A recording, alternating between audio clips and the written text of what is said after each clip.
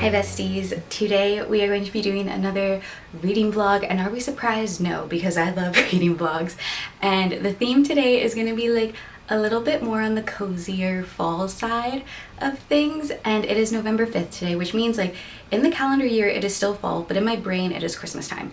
So it's going to be more of like a cozier fall, like end of fall reading vlog. And the trees are still changing colors here. Most of the leaves have fallen, but there are still some pretty colors on the trees. And we are just going to be reading a bunch of books that have been recommended to me to read in like the colder weather. But the first book is Wild Eyes by Elsie Silver, and I'm devouring this. I read Wild Love in the summer, and it was my first Elsie Silver book ever, and I really liked it. I think I gave it like a 4-star. I think this might be like a 4.75. Today has been like a day, so picking this up and like reading it has been like such a comfort. I'm obsessed. I'm obsessed.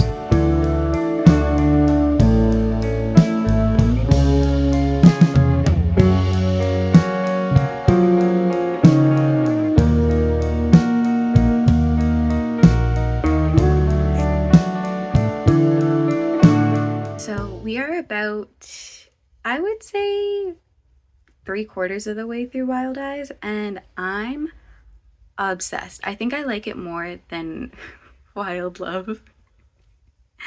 And hi, do you have something to add? No? That's fine. That's all right.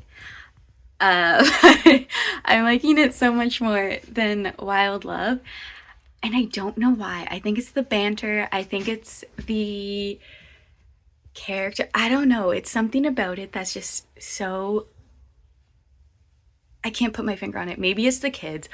Love the kids. I think I said before, I'm obsessed with Ollie and Emmy. The spice in it as well, like, it's not putting me off, which is insane because spice usually puts me off, but like I'm not mad about it.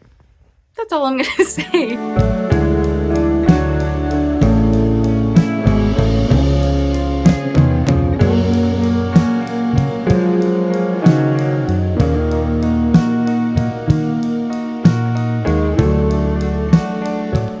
This was literally just so amazing that I like have no words. I just loved it so much. 5 stars. 5 stars. Let me compose my thoughts, but like this was amazing. When I tell you guys that this like it did things to me and I wasn't expecting that at all. It is also completely annotated, and it's literally just my little thoughts, like my little happy girl thoughts. I think one of the things I love in books is just like strong female characters, and this book had it. Like it had it all. There are so many things in here about having a difficult childhood, if you will, and a lot of like quotes that I really liked was Skylar being like, oh, he was like healing my inner child. West's daughter like broke a glass or something, and then Skylar got scared because she's like, oh my god, like he's gonna yell at her, she's gonna be traumatized, like it's gonna be so bad, his reaction's gonna be so bad. And he's like, oh my gosh, no, I'm just happy that like my kid's okay, it's just a glass, we can replace it, like the most important thing is that like you guys are okay. And she's like, oh my god, that like healed something inside me. And I was like, oh my gosh, I think it did the same thing to me. It was okay, it was spicy, I didn't mind it, but I think once there's too much spice, it gets to be too much. So I skipped over a bit of that, but I feel like I knew that was gonna happen, so that wasn't like any of a surprise. This follows Wes and Skylar, and if you should you don't have to read Wild Love before you read this one, but it'll make sense because they're like interconnected standalone books. And Wes is Rosie's brother, and Rosie was in the first book, and he basically meets Skylar on the side of the road when she's trying to take a picture of a bear, which is really funny because I do fear that I feel like I would do the same thing. But Skylar is an international pop sensation. She is a huge pop star, and she comes to his town to like escape the paparazzi and everything that's happened. Like something crazy is going on, so she's like, I just need like quiet. And that's where she meets Wes and his kids and his family, and she kind of just has like, she learns to slow down, and she has like a like a slower pace at life and stuff. And basically while she's in Rose Hill, she's literally just like healing herself unintentionally, but like it's happening. And I think that's why I just love it so much. It's literally just reading someone's story about like healing and healing their inner child, and just like I don't know, it's just so good and it makes me so happy. And I think I could gush about this for hours and hours and hours on end.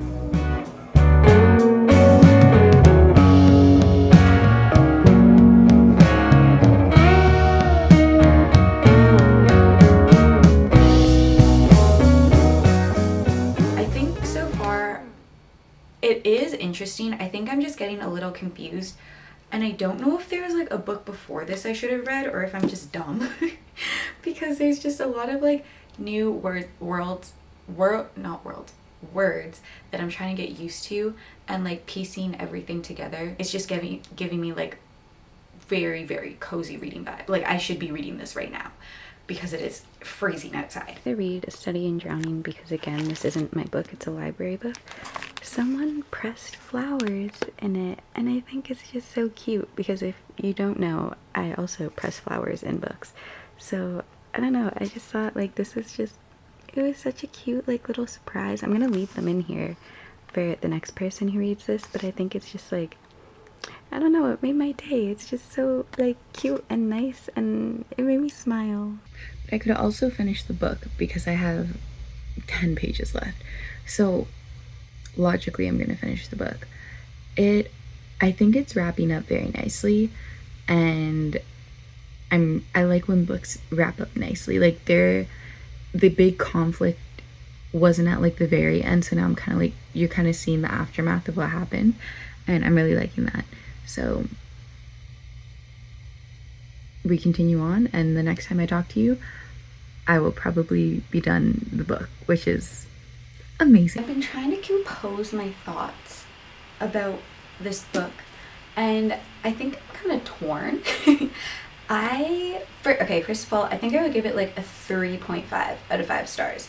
It was in no means bad. It was actually very good. Let's start with the things I liked first. I liked how it centered around a female main character that eventually found her voice in the end, and you saw her grow and you saw her learn to like value herself and not be pushed over by like men. That being said, I think I was just confused a lot of the time, and it wasn't really what I was expecting.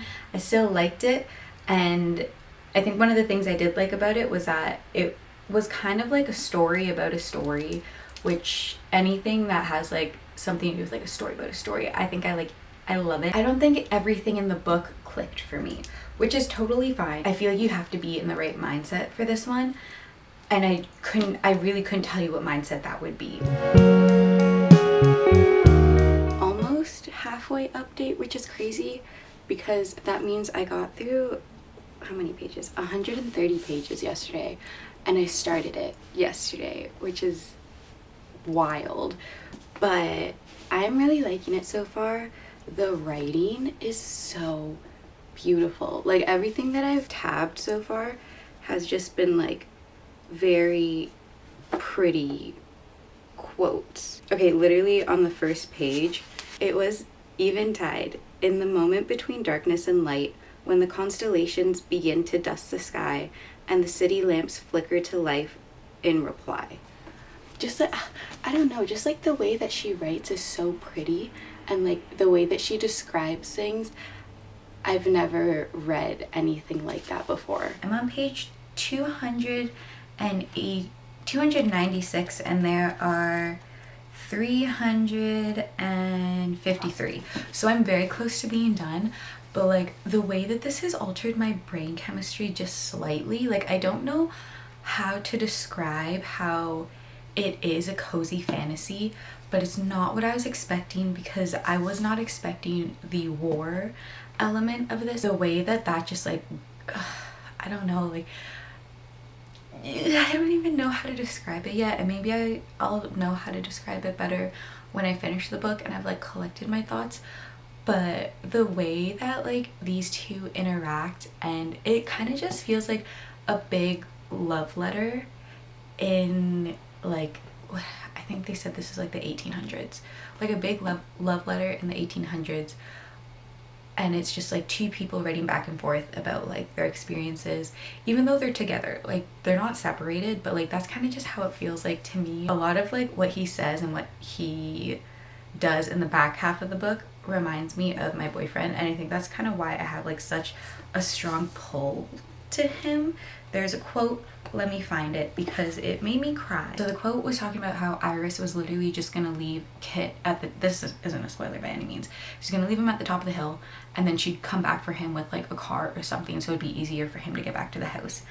And then he's like, you're leaving me here, like almost like mockingly, like I can't believe you're leaving me here, da, da, da, da, da. And then one of the things like he said to her earlier in the book, which I highlighted and I highlighted again here, was, you and I, we need to stay together, we're better this way. And it's just like such a simple quote, and it's like, I don't know, but I love it. And that reminds me so much of my boyfriend, because he always says like, no, we're in this together, we're a team, it's not just like a you problem, I'm gonna help you like fix it. So I don't know, it's been so good.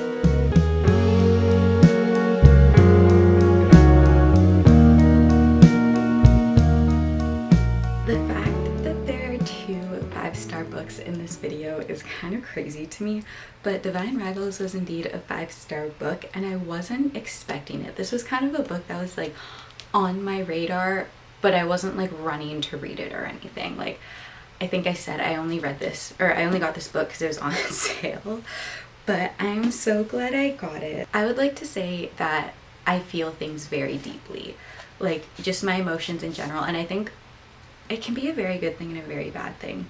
Like when there are things happening in the world, or like someone I know super close to me is going through something, like it will affect me in ways that it probably shouldn't affect me, but I just feel like very, very deeply. And this book is one of the things that like it made me feel so deeply in the ways that like I wasn't expecting it. And I literally just, I was so enthralled in this world, and it was so easy for me to get invested in the story and like what was going on. I wrote in my both my reviews on Fable and Goodread, and for those of you who read this book, this might not make sense, but the only way I can describe this, it literally feels like a warm hug, and that's the best way that I can think of like describing how this book made me feel, even though it was immensely sad and there's a lot of loss and there's like a whole war going on. This book follows Iris and her brother. There's a war going on, and it's a war between gods, not between humans, but humans enlist and like they choose a side. So Iris's brother signs up or enlists to fight in the war, and she's just going through a rough time. Like her job isn't great. Something happens in the beginning of the story where she's like, I just can't do this anymore, like I need my brother, I need to go find him. So she ends up enlisting as a war correspondent, which means that she's a journalist and she's like neutral. She just writes about the war, like she doesn't choose a side, she's neutral. And she goes out into maybe like the second closest town to the front lines, and there she befriends another war correspondent and Marisol, who is a bed and breakfast owner, but she like takes in all the war correspondents and like she feeds them, she gives them like shelter, and in exchange, when they're not writing about the war, they're helping in like the infirmary and wounded soldiers and whatnot. But Iris has a magic typewriter, and she's like she's writing letters to her brother, and she puts them like under her dresser, and magically they disappear. And then one day someone writes back and she's like, this isn't my brother, who is it? And then they start like almost like a magical pen pal, if you will. I'm not the best at describing what stories are about, but this just, I love this so much. I can't wait to read the other one. The way that I finished it at 11:30 at night and my jaw dropped and I had no one to talk to about it because everyone was asleep. And I'm usually asleep by that time, but again, I wanted to finish it. And I think that's why I like going to a lot of books blind, because I was not expecting what I got from this book. So far, I think it's really cute. I think I really like the small town story, like the small town like rom-coms, because I don't know, it gives me like Gilmore Girls vibes every time, kind of like the Pumpkin Spice Cafe, even though that was like kind of meant to be Gilmore Girls. I just love Ashley Poston's writing. Like, oh my gosh, I already have like things tabbed. I think that's one of the things that I love about reading that I've come to notice, like literally just saying it, like so many people know how to put my thoughts and feelings that I wouldn't know how to describe into words, and I think that's what I love about reading so much. So I'm gonna continue this, but so far we're off to a great start.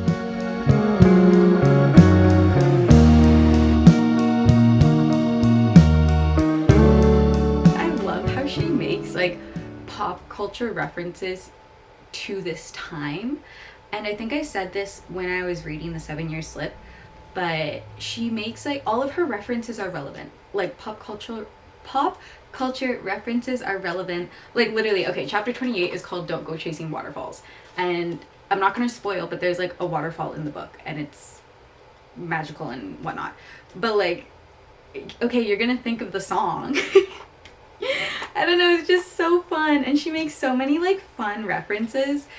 I think that's one of the reasons why I like her stories so much, is because even though they're like mostly they are fictional, like magical realism, I still kind of feel like they're, I don't know how to say this, because magical realism is that they happen in like the real world. It just feels more real. I can see the disconnect where everyone was like, the romance just came out of nowhere, and like, yes, it is. I'm not done the book yet. I think I have about 100 pages left. It was just a huge switch, like a huge switch up, and it was like literally from hot to cold, or cold to hot. Guys, I can't speak. Oh my god. It was literally like the snap of a finger, and it was like something changed. So I get it, but I'm still enjoying it, and I'm still liking it. I finished a novel love story yesterday, and I think this would be a 4 out of 5 stars, which is unexpected because I don't think I was expecting to like it as much as I did based off of everyone else's comments that I saw before I read this, because I would say overall I saw that a lot of people were disappointed with this book, but I thoroughly enjoyed it. I understand the disconnect. It was a very big switch up. It was like someone flipped a switch and then everything was different, sort of thing. So I do understand that. But I think something about this was very comforting. Let me tell you what it's about, and then it will make more sense.